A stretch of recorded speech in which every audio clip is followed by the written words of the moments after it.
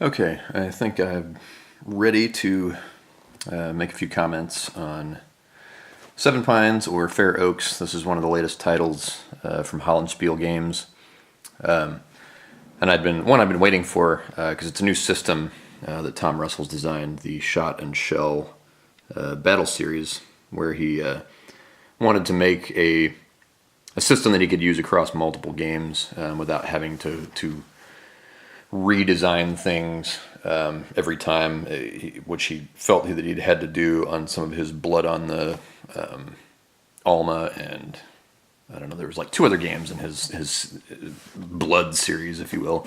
But he kind of had to redesign. There was no basic system set rules for those, so he wanted to create a system that where he would not have to redesign start from square one every time he wanted to do a new battle. So this is, as it says, the Battle of Seven Pines, or Fair Oaks, whatever you want to call it. This was from towards the end of McClellan's 7 Days campaign in 1862. And I just finished playing through kind of the basic battle scenario.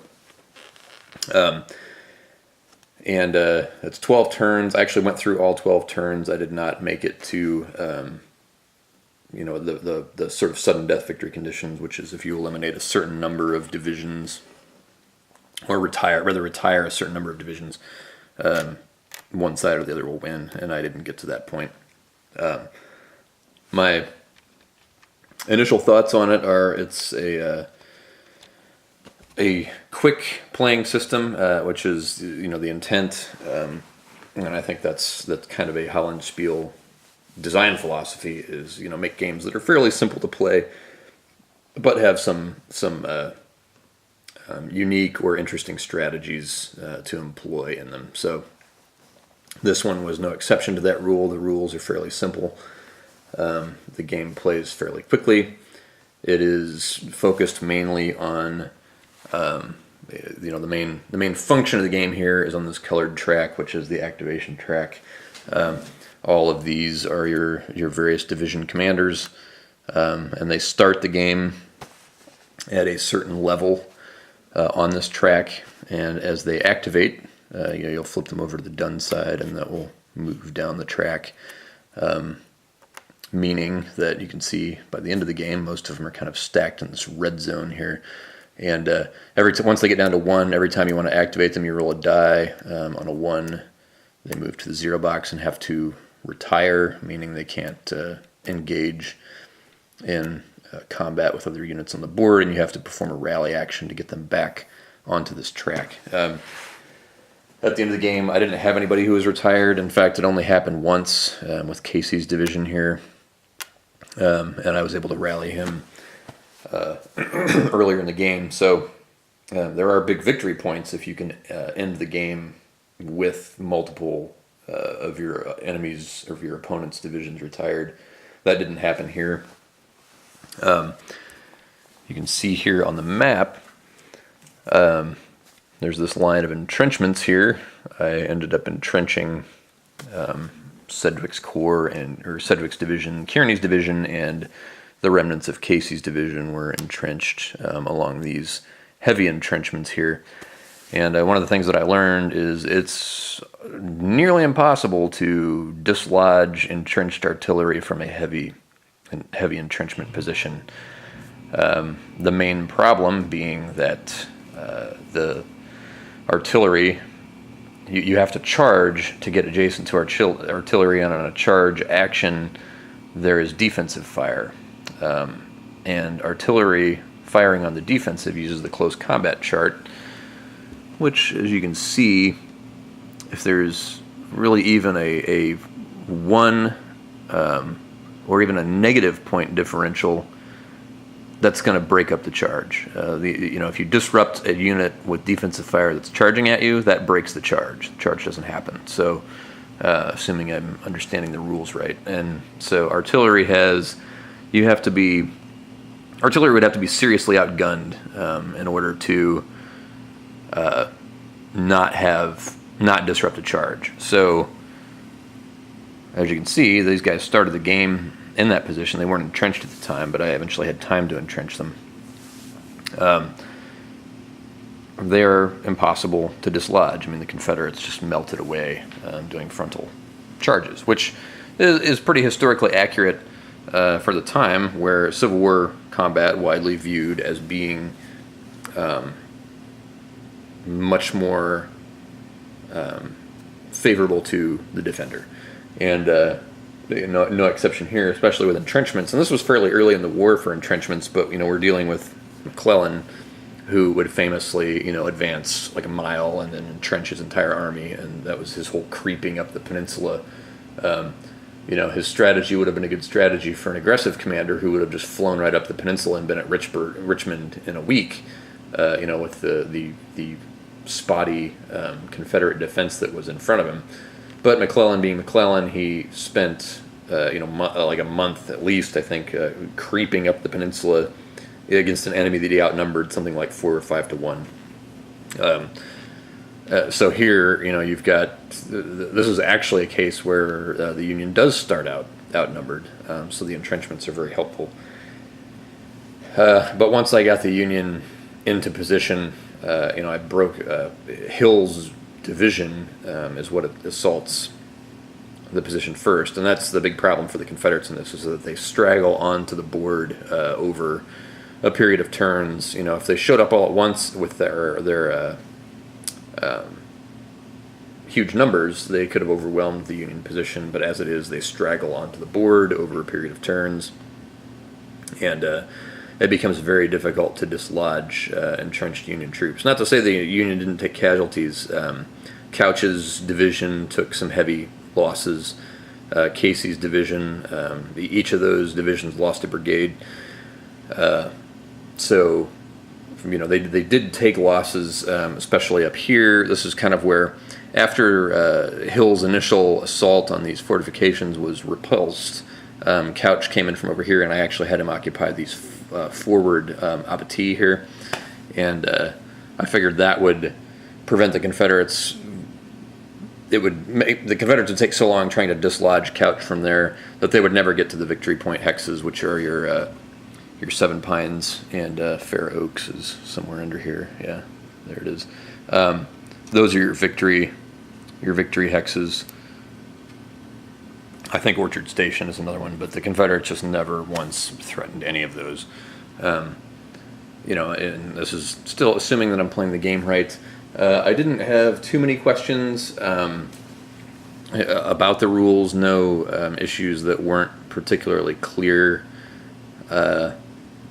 I think I actually spent, and this was almost to the detriment of the Union, I actually spent most of the game playing without the defensive artillery rule, which, if I remember correctly, allows unactivated Union artillery to fire. Let's see, defensive artillery. In a scenario in which one player is designated as possessing defensive artillery, all artillery units belonging to that player, which are on the map, may be activated in every impulse, regardless of which divisions they belong to. It may only become limbered during an impulse in which their division is activated, but anytime. So with Couch and Casey's divisions had dedicated artillery units. But every time I activated, either Sedgwick or Kearney, that allowed an activation by this artillery on this line that could fire at any Confederates that were in this kind of open field of fire. And so that was one reason why, was this Huger? Yeah, he was never able to get his guys up very close to the line because they kept getting disrupted by ranged fire from the artillery there. So, but I didn't play for a good portion of the game with that, which allowed, I think, more assaults than were usually available there. So no real complaints about the rules. It all seems pretty clear. My only issue with actual game mechanisms, the artillery fire table, I feel like D2 maybe at the high range of that is a little bit harsh for fire. Civil War artillery, when you're adjacent in the game, the artillery uses the close combat table, which I think is accurate because when you're adjacent to artillery, you're talking about canister, double canister, very high anti-personnel type rounds that inflict massive casualties. At range, this could be the game, and I hope I didn't miss something big in the rules, but the game doesn't make any allocation on artillery for damage at range. It's up to, I think you can fire up to 4 or 5 hexes with artillery. There's no weakening of that, the farther away that you get. And so to me, it feels like 2 step losses for something that's maybe 5 hexes away. And, these aren't great distances we're talking about, but it makes it difficult for infantry to get close to artillery without losing a lot of step losses. Because again, it's not that hard to get into the 2 or 3 if you're dealing with quality Union artillery against Confederate troops, where you're using the artillery's firing strength plus stars against just the steps, on the defensive roll. So the D2 felt a little harsh to me because I was, hewing away big chunks of these Confederate brigades that hadn't even closed yet. So that felt, a little harsh. I don't know if you, because you're even disrupting at a negative result on the fire table, which, the disruption makes sense, maybe not so much step losses, but, so, I don't know, have an extra D here, make that a D1. It would take an extreme result at range for artillery, I think, to get to a step loss. But, that's just a subjective kind of criticism on my part, just because it felt very difficult for me to close with the Confederates here. And then once I did close, I pretty much got annihilated every time up against fortifications, which that part, that feels accurate. You're charging an entrenched position with artillery, you are going to take some serious casualties. So that was the only, I think, really design quibble that I had. I mean, this has only been one playing, so I haven't done anything like a deep dive into the nuances of the system. But that made it difficult for me to envision the Confederates succeeding unless they take a lot of time trying to get around flanks. But, flanking this, I believe, for these heavy entrenchments, flanking doesn't matter. I think that's only on abattis, where it's only on a side. Whereas here, it's, wherever you're trying to hit them in the hex. If they're entrenched, they're going to have that 2d6 defense roll. So design-wise, it is like the other Hollandspiel games that I played. It's excellent. The artwork's excellent. The counters are excellent. The unfortunate thing about these laser-printed, laser-cut counters is, and I don't know how well you can see here. That probably looks pretty clear, but it is blurry. If you flip it over to the other side, that side seems clearer. That side seems to have kind of like a drop shadow around the words. Some of them are blurrier than others. These are not unplayably blurry. I've seen people have posted pics of some that come out really blurry. Usually Hollandspiel or Blue Panther, who's their printer, will replace those, if it's seriously blurry. But for all these that I've seen, one side's usually, the front side's usually very clear, although this is actually the back side of the counter.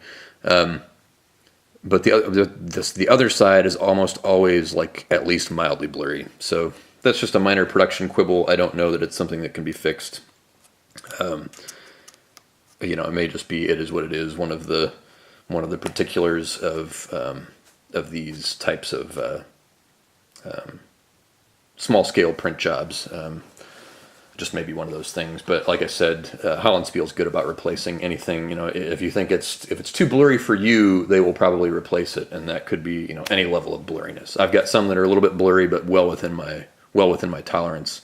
If it was to the point where I was having to squint to read things or not being able to see things, I would definitely contact Hollandspiel, and they would almost certainly replace the counter sheet. In fact, they did that for me for this game. The first counter sheet that I had, it wasn't that it was blurry, it was actually misprinted and offset on the backside because, as Tom Russell had said, it looked like the printer had fed the counter sheet in upside down on the backside of it. So they quickly replaced that, no questions asked, which is great. Only other complaint I have, again, the style looks great. It has a great antique kind of feel to it. I haven't played this without plexi. The maps lay flat just fine when you backfold them. Nice sort of antique, colorful player aid. My only complaint about the player aid, there needs to be a sequence of play. And the sequence of play is not that difficult, but what I kept forgetting was the combat sequence of, fire combat, charge, and close combat. I kept forgetting and doing like close combat and stuff ahead of charges. And so just a sequence of play with a combat sequence breakdown on it would have been nice, because it's only in the manual. So I didn't see it on the back. I know here they had put there's the series rulebook, and on the back of that has everything that's on this player aid. So, for a second player, they would have a second copy, which makes sense. And then on the back of the actual Seven Pines, the game-specific one, it didn't have like a sequence of play or anything. So it was just more ordered battle stuff. So definitely would have been nice to have that sequence of play laid out, and also a terrain effects chart would be nice, either like a key on the map, or on the player aid, or on a second player aid.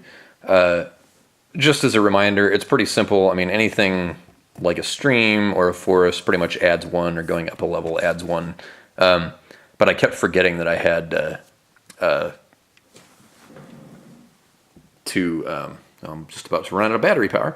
I kept forgetting that I had to, that it didn't have any effect on combat, and so that was the big problem for me. But otherwise, those are just some the minor component complaints, little things that maybe can be fixed up for future games in the series.